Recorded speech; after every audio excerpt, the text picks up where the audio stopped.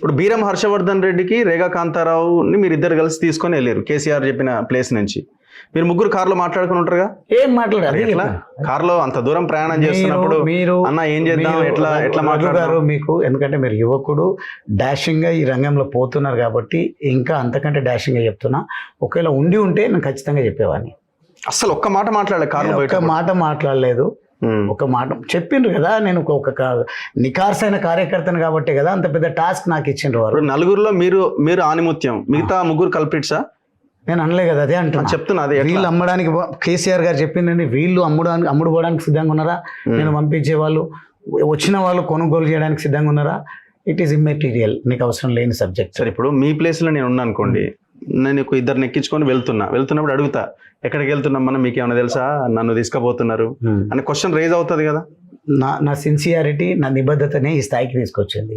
నేను ఒకవేళ నిజంగా వ్యాపారమే చేయాల్సి ఉంటే దాని గురించి అనలైజ్ చేసుకుంటాం, లాభాలు ఉంటాయా, నష్టాలు ఉంటాయా, ఏమైనా మ్యానిపులేషన్స్ ఉంటాయా, ఏంది అనేది మాట్లాడుకోవచ్చు. నేను అదైతే ఈ డిజైన్ ఇవన్నీ కూడా తెలిసింది కేసీఆర్ గారికి. కేసీఆర్ గారు ఒక నమ్మిన బంటుగా నన్ను భావించినప్పుడు, కేసీఆర్ గారిని ఒక తండ్రిగా భావిస్తున్నప్పుడు ఆ టైంలో నేను అడగాల్సిన అవసరం ఉందని అనుకోలేదు, తెలుసుకోవాల్సినటువంటి యాంగ్జైటీ కూడా నాకు లేదు. ఇప్పుడు ఈ కొబ్బరి నీళ్ళు లేకపోతే ఇది స్టీఫెన్ రవీంద్ర వీళ్ళందరూ మీకు ఏం తెలియదు? అందుకే దైవ సాక్షిగా తెలియదు అని చెప్పాను. ఇంతకంటే ఇక మీరు ఇంకా ఏమైనా టెస్టులు పెట్టి నాతో ఏం లేదు, మీ దగ్గర కాదు, ఏమైనా ఉంటే కూడా రాబట్టే ప్రయత్నం చేయండి. You can't find any information from me that.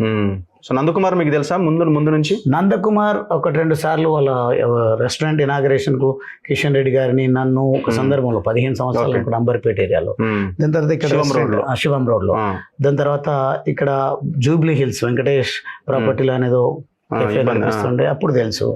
దాని తర్వాత నరేన్ అని ఎవరు ఉండే కదా, ఎంపీగా కంటెస్ట్ చేసిండే, వాళ్ళ కజిన్ అని తెలుసు. ఇప్పుడు మిమ్మల్ని ప్రగతి భవన్ లో మిమ్మల్ని ఏమైనా నిర్బంధించిరా?